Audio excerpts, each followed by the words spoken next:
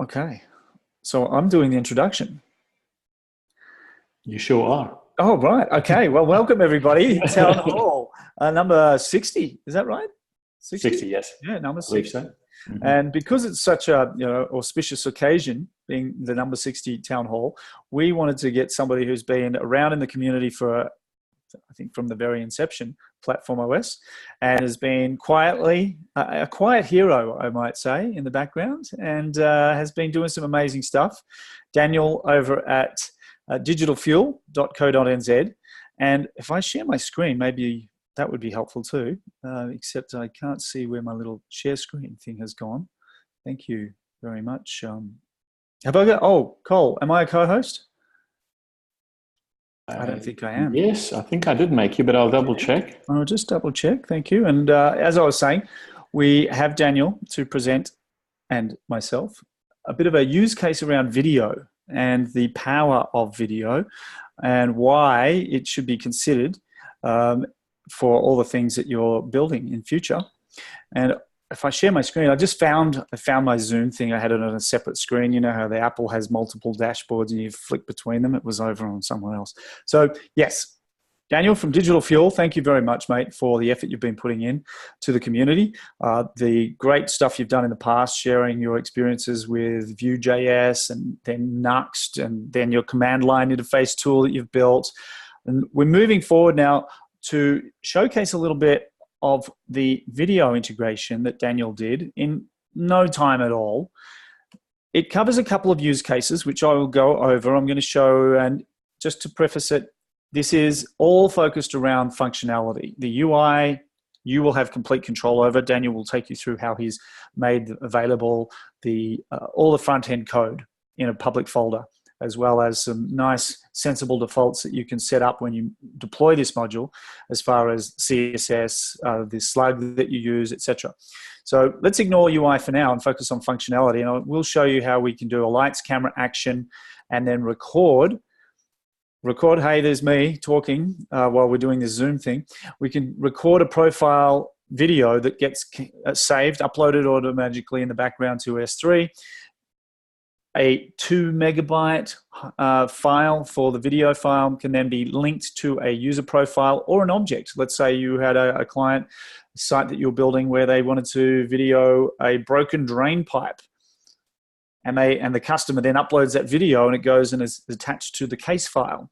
It could be something you're selling and you want to video it along with user profile videos. So we'll go through that and then show how that can be replayed and attached, as we said, to a user profile or any model whatsoever.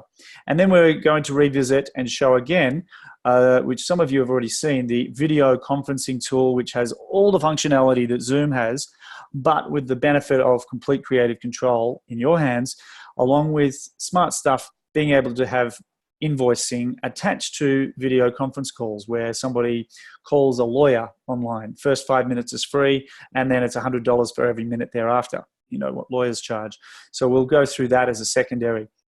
To give some context, some example marketplaces, and I think you've all seen at least one or two of these in the past.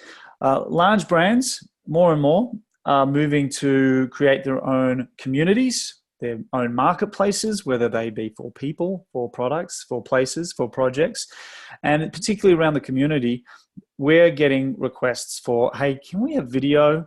So yeah, you can upload a video that someone's recorded somewhere else, or yeah, you can connect your YouTube video. But what we wanted was a way for a natively white label, built-in, seamless option for a user profile to be created.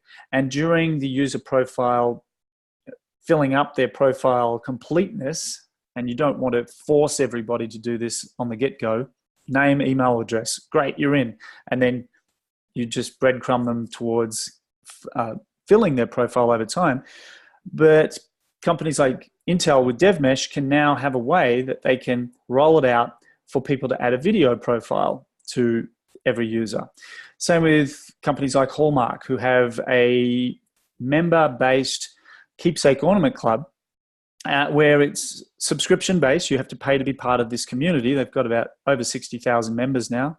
And as a member, you have a Facebook-like experience with the benefit that Hallmark controls and manages the data rather than Facebook, and they have full creative control over how it all works. So these users could then have a video profile, but more importantly, in this use case, they could do group video chat. So in the groups and clubs that this particular customer has for their marketplace, you know, when I am joining a particular group, whether it's online and they have also offline clubs, I could then click to join a video chat. And as we'll see with the way that Daniel's created this, you'll be able to pass in the variables and determine if somebody's logged in. And variables, I mean, you know, the room name, my name, how many people are allowed in the room, whether it's free access or members only. All of those things can be built around the logic. So another example here for a community, UiPath, those who haven't heard of them, it's the fastest growing tech company in the world based on annual recurring revenue. They're just off the charts. They have a couple of marketplaces on platformOS, and in particular, they've got lots of developers who are robotic process automation people. They've gamified users' profiles, but again, having video embedded along with badges. So you can see this person's got lots of badges that they've collected, having done lots of interactions. Maybe there's a new badge called your video badge. You've created a video profile that's attached, and people can have that trust factor when they look at you to know that you're legit, not a bot, and away we go. We do the massive marketplace that spark.co.nz embarked on, service-based marketplace where you have service providers and service requesters being able to video the plumbing, the pipes that are burst, video the refrigerator that's broken, video the room that needs renovation, and being able to upload that seamlessly through the app could be awesome for them. So tons of use cases. The Vault, another marketplace. Here's a video of my dress that I'm renting, or a video of my profile so that people renting from me know I'm legit, or the suppliers of the dresses can see the video profile of the renter to know that they're real as well. So many different use cases. I go on all day. Let's just jump in and have a quick play with some of the functionality. As I said, Daniel focused on functionality first, and in this particular example, we required to create an account and then log in with that account before we can go ahead and record our profile. Now, this little widget is customizable, and it allows us to have lights, camera action, as I said, customizable. This is just something that Daniel's done as an example, to then record. And he's also included, when I hit record, you'll see what happens. And I can take a screenshot with the camera capture option. If I hit record, 3, 2, 1. Hi, my name's Adam. I specialize in designing and building marketplaces, and I look forward to being part of the community. Hit stop. I play it back. Hi, my name's Adam. I specialize in designing and building marketplaces, and I look forward to being part of. That's the other Adam, wherever it is. Record, play, redo it. I didn't like that one. Let's do a take 2. But when I'm ready, I hit upload. It uploads that video, and you'll see the little green blinky thing. Again, all this animation and all the user experience and user interface is customizable. So now I've uploaded that, and that file, if I refresh, you'll see that this should change because that was my previous one. I should wear a different shirt, shouldn't I?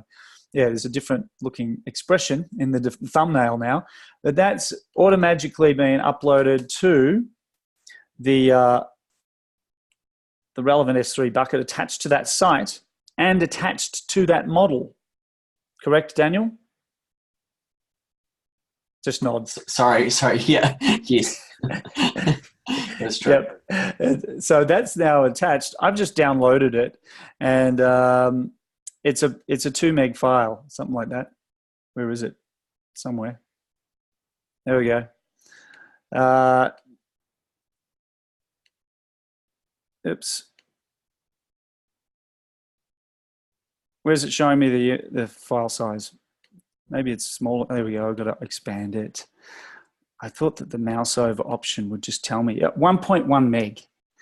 So the video encoding is done automatically in the background, tiny little file format size for a really cool option now that we can add to a user profile. Obviously, thumbnailing it down and having it presented nicer in context to the design of the user profile here. Maybe that is clickable. There's a little video caption over it. I click it, pops up, and it's my welcome message. These are the things that Daniel's made flexible for the implementation of this module. So that's really quickly just recording a video profile and adding it to a model. In this case, it's a user profile, but you may have, I need to sell, or I need to show that the dog that I'm looking after, maybe it's a marketplace for pet sitting. Hey, Fido's doing great, upload. Oh, great, I can see that there's my little pet who's in long-term care while I'm doing my around-the-world travel. This is Daniel, of course, after he sold a few of these modules. And he's being well looked after. Unlimited use cases, and the flexibility, of course, for platformOS is that you can attach these things to whatever you need to.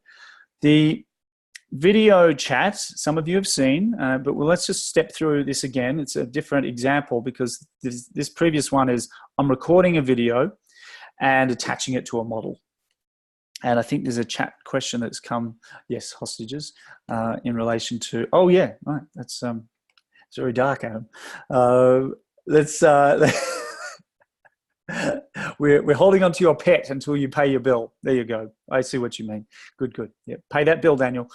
This is another example of video conferencing. So think Zoom. Think what we're doing right now with Zoom, except your own branding embedded in an app, in a browser, and white label for your clients.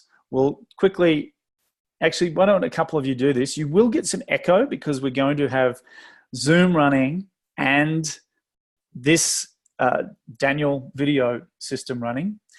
Let's type in my name, Adam B, in case Adam C wants to join. And the room will be POS lowercase. It is case sensitive in this example. So I'm going to do that. I'm going to hit join room. So if anybody else who wants to click on this link, which actually I should share because then that makes it easier, doesn't it? So let's go ahead and look for the chat thing. Where is it? Oh, scroll up. Yeah, there we go. Thanks, mate. This technology stuff. All right, there's the link. Who else would like to join? Remember, put in a name that's unique. Don't put in the same name. We're not doing validation on name checks at the moment. But as long as the room is POS. And there's Daniel. Now I'm going to mute. I'm going to disable my audio here. And you'll see all the API. All right, somebody else. All right, Colin. Yeah, mute. Down here, mate. Disable audio. Hold on. If there was anyone that... All right, you can leave now, Colin. Oh, there we go. Now Adam's got it. Now, all right. You know what you got to do, Adam? Disable audio. You've done it. Great. Awesome. So we now have two systems running. We've got Zoom running and we've got Daniel's example. So now we have video conferencing. We've actually been using this, even though it's a proof of concept. We've used this in the case for some of our overseas video conferences when Zoom wasn't doing a great job. So we can just do audio conference call. We can do video and audio, just video, and use sign language if we want. If we don't want audio, you can choose your cameras, your microphones. So if you've got multiple devices, it will work with your mobile as well in the browser. It's awesome. Screen share, drawing like this. Let's say, let's see. Oh yeah, I can draw. I can put I can make Adam's nose bigger. Can you see that? All right, we can do all these cool things, including chat. So chat's down here. Go the All Blacks. I couldn't remember the Wallabies. And also you can record these sessions, these recorded sessions as well, just like Zoom. The use case again would be where maybe I'm in a scenario, I'm in a group, and in that group, I want to have a chat with everybody in my group. Let's find a group with a few members. There's 711 members here. and I might want to do a little breakout with a few people that are currently online. So click. What it would do then is pass in the variables like the name of this group. It will know that I'm logged in, so it will pass in my name. It'll know other things like, am I authorized to do this? Am I part of the group? So all the authentication, authorization, business logic can be wrapped around, and then it activates the room, and suddenly we are doing this with a group of people. So lots of use cases. Daniel, I'm going to throw it over to you now to go through some of the mechanics of this and share how you've approached it from the perspective of the public, private folders, and just how incredibly lightweight it is. I think you said it was like 3 meg all up. I'll come back. Yeah, come back. I've just shut down the other window as well. Yeah. See, I'll just shut down. And you can share your screen now too. Okay. I'll stop sharing. They're back. When I said 20, what did I say, 2 meg? I said that just so that I could get you to really share the truth of how lightweight it is. It's unbelievably small. Yeah, it's a bit lighter weight than that. But so I'll just share my screen.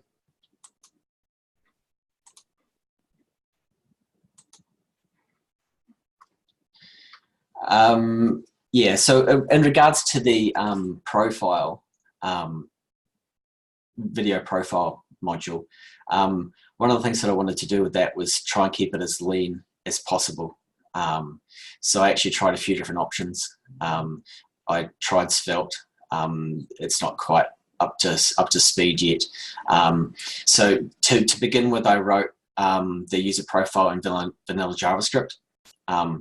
And then I was going to do it 3 ways. I was going to use React, and then I was going to try it with Svelte as well. It didn't happen. I tried Svelte. Unfortunately, the way that it interacts at the moment, it doesn't work particularly great with platformOS, and I was still learning it at the time.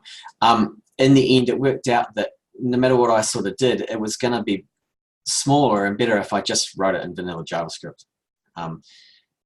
And compressed it myself and did it that way. It's 28 kilobytes in size, the video profile. 16 of that is the HTML. So the JavaScript itself is only 6 kbs gzipped. So it comes in pretty light. But of course, if I added anything like Svelte to start with is 4 kilobytes, and then you go up in there, 20 for Vue, 25 for React, 50 nearly for Angular, and things like that, and the others. So to kind of get this app and build it into someone else's instance would mean that I'd have to have all this extra code in there that I just simply didn't need. Obviously, if we were to do a bigger module, then those frameworks would come into play, and that'd be great. But with something so small, it just worked out simpler and easier if it was just vanilla JavaScript without all the overheads of the rest of it. And it won't be perfect code. It would probably perform better if it was on something like Svelte or something. But at the same time, with it being so small, we can get that. So.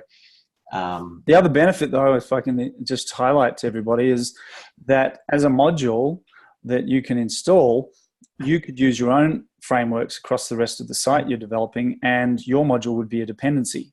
So those who are using whatever frameworks they like can then tap into your vanilla module. Yeah, they can. So, and that's where something like Svelte would be really good as well. For that, because it produces at the end of that, it produces kind of vanilla JavaScript out of the box. So that it's got a very small addition that it has. But as I say, that it will work on something like that in the future.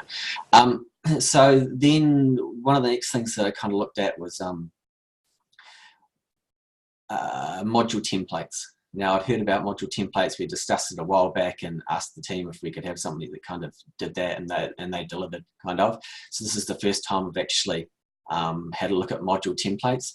So what module templates allows us to do is when someone installs a module, there's some configuration, and that configuration can be done in the module template.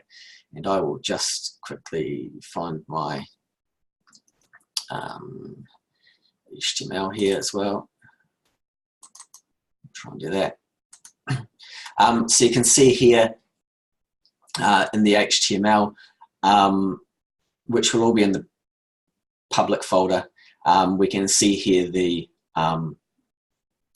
module template syntax being used. So we've got it for the slug. Another thing that I wanted to do is make sure that this is completely customizable for someone. We don't want to implement a URL that I've come up with. We want that to be flexible so that the user can change that to whatever they want to integrate it in their site to keep things separate and the likes. So this is the syntax we use for the module template. And then we've got the module template values here, which sit in the root of your instance. We can change the slug to whatever we want, the title to whatever we want. So for things like SEO and stuff like that, that will obviously be helpful. Other things can be altered as well in the directly in the HTML. We can choose the length of video that we want. So if it's going to be used for a short video profile, obviously Adam did one before and it was only about 7 seconds or something rather. We could limit that to 10 or make it as long as we wanted. User profile, this is probably the most important part, is that the data itself is yours and not even really connected to the module itself. So this module, when you would come in here, obviously we need some documentation, but this is connected to your module on either one of your other modules or to the root of your platformOS instance. So it can be used here. I set up another module in my one here and I connect to that. So basically you just link to your model that you want. It could be any model. There is restrictions. There is a couple of fields that have to be put in there and they have to be named correctly. But other than putting those couple of fields into your model, the data now goes across to wherever you want it to live. Because for the most part, this sort of thing, you're already going to have that data being collected. You're already going to have things like avatars and stuff like that that need to be there. So this just becomes an addition to that. You just add those fields into the model that you want and the data will be there. One other thing for customization is CSS. The CSS is in the public folder as well.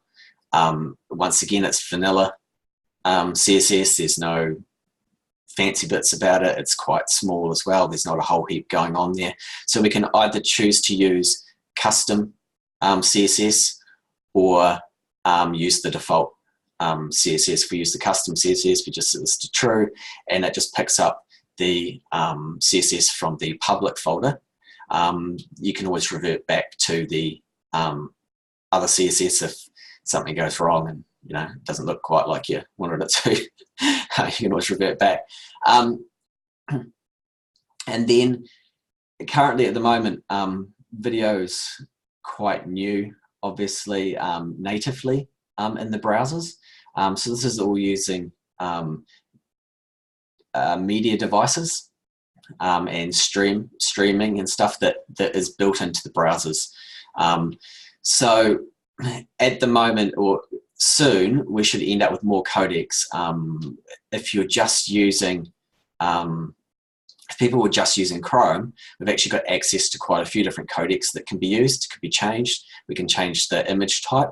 Unfortunately, at the moment, not all the browsers support that, but in the future, the codecs could be changed. Now, that doesn't mean to say that the video can't be downloaded and then recompiled or changed into something else on the other side. It's just that by default, the browsers don't, except for Chrome. I think it's Firefox only allows for this particular codec here currently, the VP8 for some reason. but it's meant to be coming on board with more. So that's module. That's module templates. Then we'll have a quick look at probably S3 is probably the other big one that we used. So this isn't actually the complete JavaScript here. But one thing I looked at was how we were going to upload this stuff. We're going to do it the old way or the new way. And Adam had been talking about, you know, had anyone done direct S3 uploads? So I was like, oh, well, here we go. Let's give this thing a crack. So direct S3 uploads, basically, it is what it says. It goes direct up to Amazon S3. And there's a good example that platformOS have created, and I leveraged that to do what I wanted to do. And they had an example where you'd go up to S3, and at the same time as pressing the submit button, it would submit it back to platformOS. But I didn't want that functionality exactly. I wanted it to can be completely Ajax, so that I could do it myself. So basically, this is quite similar to their code. I converted it from jQuery into vanilla JavaScript. So we just use fetch, basically, at the end of the day. And we compile all our data. There's a few fields that we need to have or get from platformOS or from Liquid Logic in the form. So we put that in there, and then we get all that data that comes from S3 and the data that we want, and we compile it together, which we basically parse it and put it into, make it into a JSON format. And then we just, I've used fetch rather than anything else. Once again, I didn't want any third-party stuff in here. So we just post it to S3. Once that's posted to S3, we then submit it using CRUD and post again up to platformOS. So basically, we do that in one go. So it will check any errors through here, and if it fails in here, then it won't obviously send it to platformOS. If it gets to here, then we can come through, post it to platformOS, and now we've got the URL that we need. That's where you saw Adam go to the separate page with the URLs on it there. So basically, once that data's in there, you know how to have that data. You've got that video, you've got it connected to the S3 bucket, and you can do whatever you want with it. I kept the video square for the video profile, so that it works with mobile and desktop. Obviously, there's more mobile going on these days, so if you're on a mobile, it will trim the top and the bottom off. If you're on desktop, it'll trim the sides off. It will do that automatically, but it means we can keep people's head in the middle. If we give them full width or height, you know, someone will be half dropped off on the side. Yeah. So we try and contain that, and you kind of see that with most avatars. Most avatars are square for that exact reason. That doesn't work tall and wide all at the same time. So yeah, this is pretty similar to what the platformOS team have got in the example for thing. I learned a little bit using that code that they did, which was cool. So there's a few little tricks in there that they kind of used, and that was good. Diana and Pavel will be very, very happy to hear that. Yeah, or just some things that I'd never seen before. You know, you're always in code, you're always seeing things you've never seen before. People will go, oh yeah, have you never done that? And I'll be like, no. So yeah, so that's fine. Once again, it ends up really quite small and tight. The CSS is 3 kilobytes zipped, the JavaScript's 6 kilobytes zipped. And it performs, I wanted to make sure it gets 100% in the page speed test, so it works there.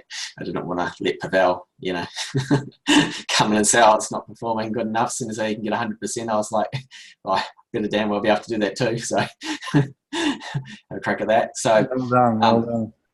So yeah, so that works. Yeah, I won't go through the code now. I'm not very good on the fly, so you'll hear me babble a bit. Well, the good news is that nobody has to really, because the template JS file is what allows some inputs to go through during the module installation, right? But the average channel partner could just take this and just focus on the design aspects, the mechanics of how it's working. Really, they don't need to even worry about, right?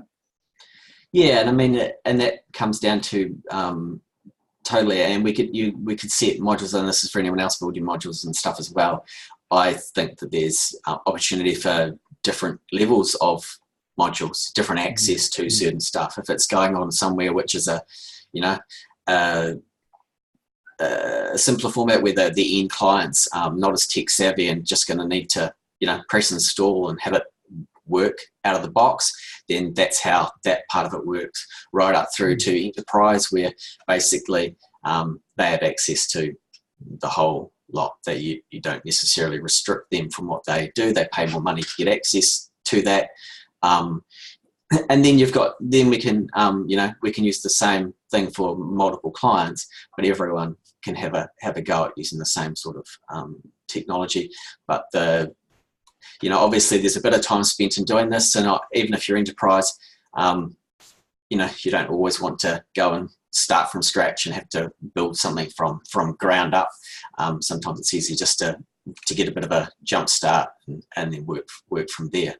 So that's kind of how I see, and that's one of the benefits I see with platformOS, and how these things can be implemented, and the fact that this data is yours. Like, it's not going out somewhere else and someone else having all this data. All these modules, all this data can be contained within platformOS. You don't have to have Zoom. We don't have to have all these other add-ons where we're jumping outside platformOS. We can bring all that stuff inside platformOS and managed in here in one place. So I think that's really awesome. That was unprompted, by the way. Thanks, Daniel. There was no script around that. Then, let's see, I've got some notes here, things I need to remember to do. That's probably it for the video profile. Like I say, it's pretty simple at the end of the day. It's about keeping it so that people can... and you actually already have a customer. Adam Cook has publicly announced in the chat that he is your first customer. So you've clinched a sale. Wait, you can be beta test, Adam. You can work with me, and we'll make it better. Cool. So then we've got have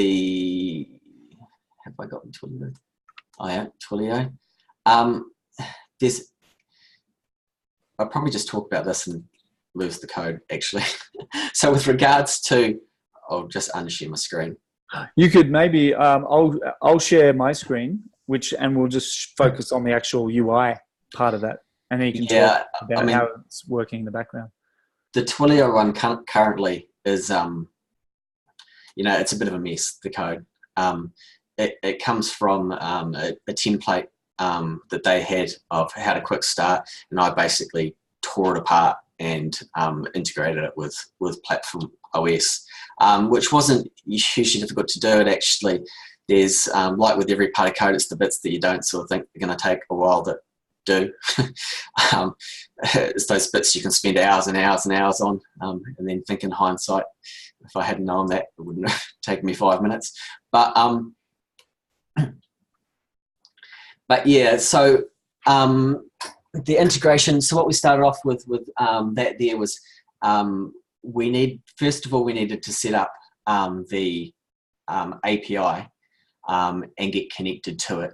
So to do that, platformOS actually came in quite handy. I had originally created something, and still we'll look at it eventually as something a bit more like Zapier, where we can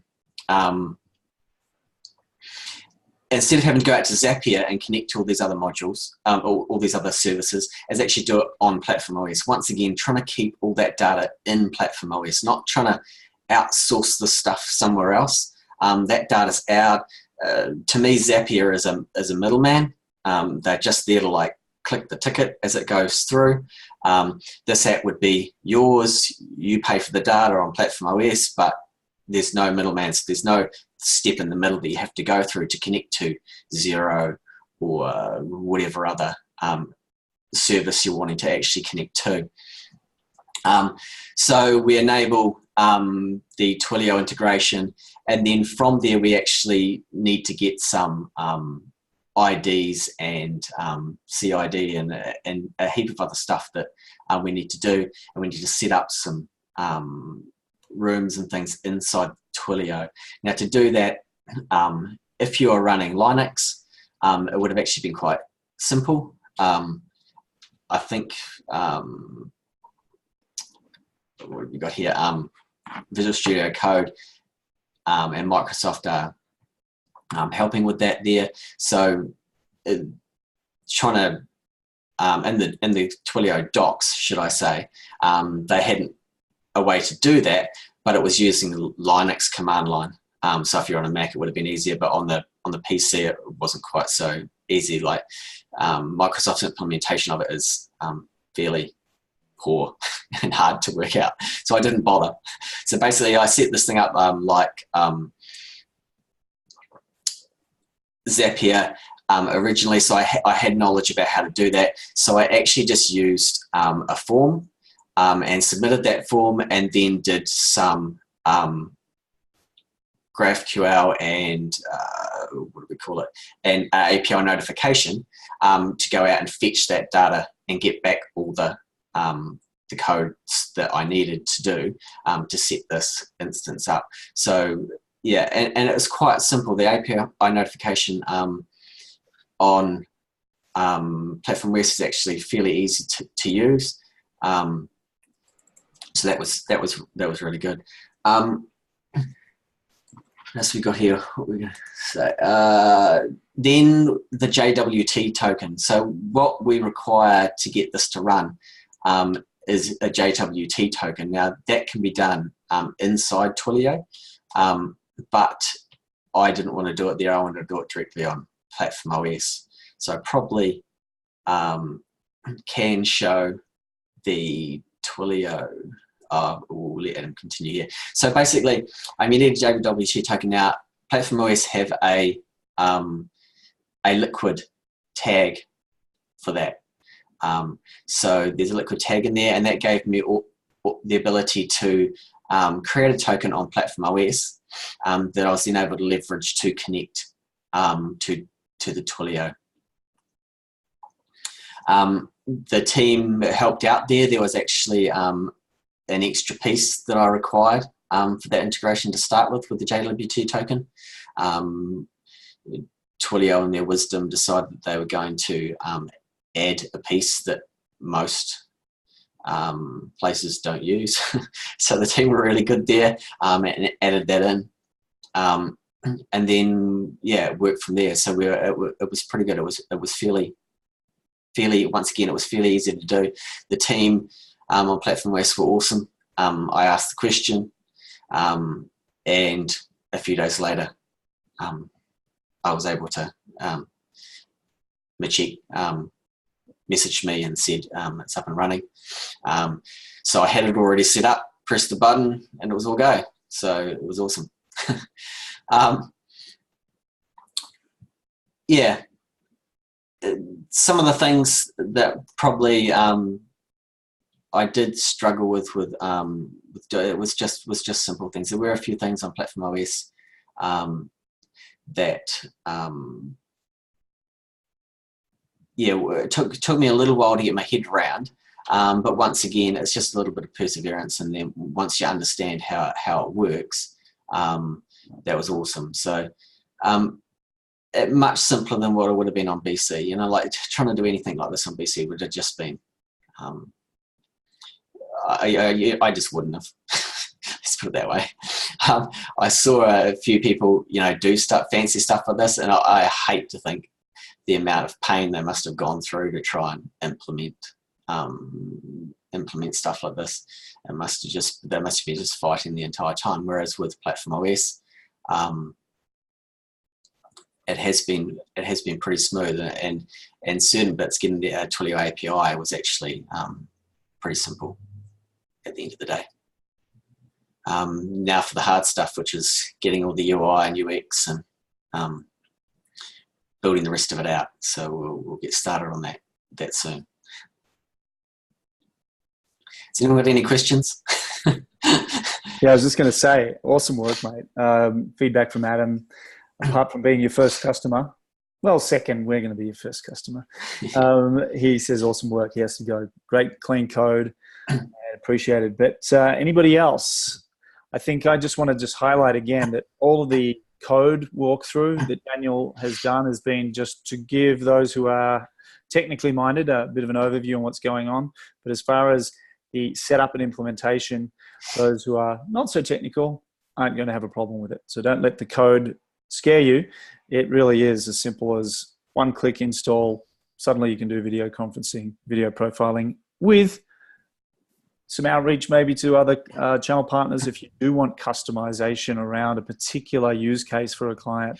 And we'll be adding more documentation on how that can be done quickly. To Daniel's point, our team have been amazing at keeping the documentation up to date and adding you really good examples, but we do want more feedback. So Daniel too, as well, just keep that coming because we want to update the docs to make it easier for you in future rollouts of this sort of stuff.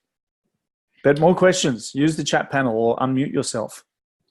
Yeah, it's not as hard as what it looks. Like I have this tendency to be able to make stuff look more difficult than it is. So yeah, I wouldn't, just because I've made it sound complex, it doesn't necessarily mean it's anywhere near as complex as what it sounds. Well, maybe that's because you've been talking to end clients more often, and they appreciate that it's really difficult, so they're going to pay you to do it. Yeah. That's awesome.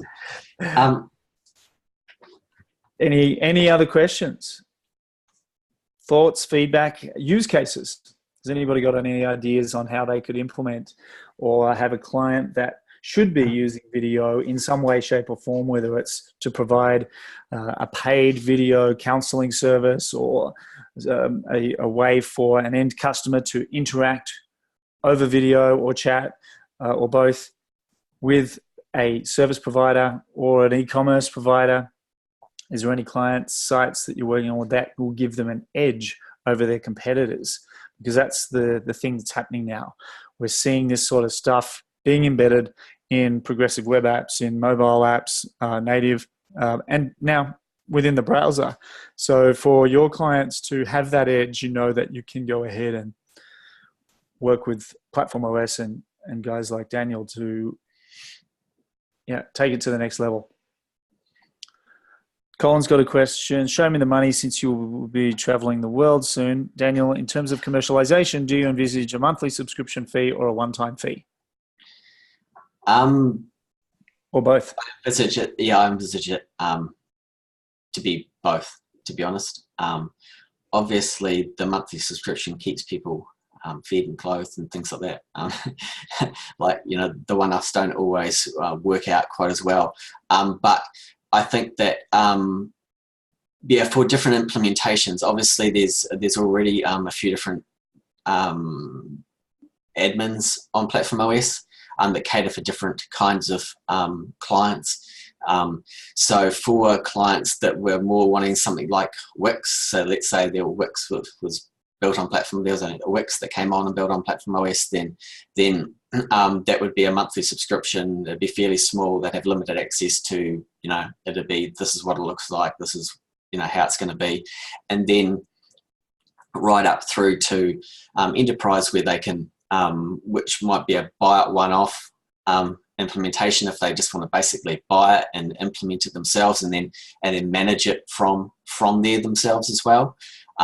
So there's a heap of different options, I think, that you wouldn't get on other platforms, that you just couldn't.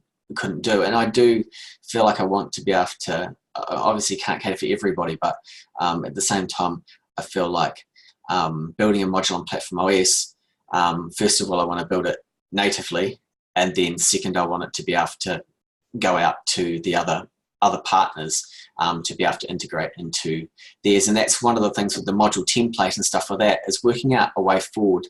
Working with others, developers, you guys out there, and working out what's going to be the best way to implement these products. You know, like being able to choose your own URL, being able to have those models, being able to integrate into your own models, just all that sort of stuff. It's all that integration stuff that we want to be able to do. Not necessarily give up IP, not necessarily give away everything and just say, here, kind of go for it and use it. But at the same time, give as much flexibility to people as you possibly can, to make it their data and their stuff. So yeah, I mean, I think that there's different tiers of what we can kind of do with regards to modules in here, and implementing into the likes of CBO and or SiteGlide and such would be, you know, the first few examples of where I'll start to learn how we can do as little work, I suppose, as possible, but make sure that it works on each of those different platforms, like it's meant to be. So I'll work with those guys, and probably on one of the smaller modules to start with. And I've already learned a bit of stuff from the video profile module with regards to that setup, which will help out when it comes to doing the chat and, you know, the video chat and stuff like that, which is going to be a slightly bigger project, but you know, that stuff. So it kind of compounds on top of each other. Every time you learn a little bit about how you're going to do that, you can use that then across in the other scenarios as well. Well, we'll be using the functionality and the pending platformOS community site. Yeah. So that'll be great to play with, and our team, of course, will work with you, Pavel, and others to keep refining. And you know, I mean, you've already got it so lightweight; it's awesome. At 100 out of 100 for mobile and desktop for Google Page speed is brilliant. And we'll be working on how we can make it a showcase module inside the community site, so other partners will go, "Wow, how do you do that?" There's a module for that. Yeah, and I mean so for doing it on platformOS, that would be great, because it will be a direct platformOS module hooked directly into platformOS to start with, and then we can look to do it out from there. One thing, some things that I you know, stuff that I kind of need from other people out there is what they want. You know, Adam told me what they'd like for the video profile module, and a lot of it's about feedback. So it'd be great to have feedback on if people have got a scenario where they might want to use it in the future, get in touch with me and let me know what features do you need, what features do you want. Obviously I don't want to build them all in to start with, because no doubt I'll build 100 in that no one wanted. So it's about sort of starting at the basics and moving up from there. So for the video chat, what are the things that people can't live without? You know, to come across to use it on platformOS, what do they need out of the starting block? What can they do? We can add features later on, but what are the things that are required for this to make, you know, for people to make that change and move across? So if anyone's got any ideas or any input there, it'd be great to hear that, because otherwise I sit here and kind of think, you know, is that something people would want, or is it not? You know, go around and around in circles, and it's some of those decisions that are actually the most time-consuming parts of building these things. So for those of you who are in a circle, you can reach out to Daniel. Otherwise, what's your best contact, Daniel? Probably just Daniel@digitalfuel.co.nz. Daniel@digitalfuel.co.nz. Yeah, so you can always go to the website and do it through there, or just daniel@digitalfuel.co.nz. Brilliant. Well, any other final questions as we wrap up this impressive technical walkthrough? And speak now or forever email Daniel afterwards. Yeah. All right. Well, thanks, mate. We're top of the hour now. Fantastic work again.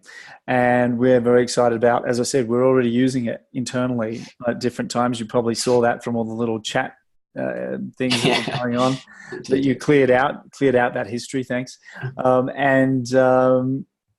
For everybody else, like Adam Cook, reach out to Daniel to say, okay, I want to be part of the beta team, or I've got a client right now who needs to implement this. And of course, he will be glad to assist, as will we be in the background to help make it better and better. So thanks again, everybody. I've got to wrap it up just in time for my little boy to say, thank you, Daniel. Say, thank you, Daniel. Thank you, Daniel. There we go. He was a very good boy. He didn't say a word that whole time. So well done. There's a chocolate treat for him. And everybody else have a great, chocolate treat. Everybody else have a great afternoon or night. And we will be putting this video up shortly. So for those of you watching the video, thanks for watching. We'll see you at the next town hall. Thanks, Daniel. Thanks, everybody. Thanks, everyone. Bye. Yeah, bye.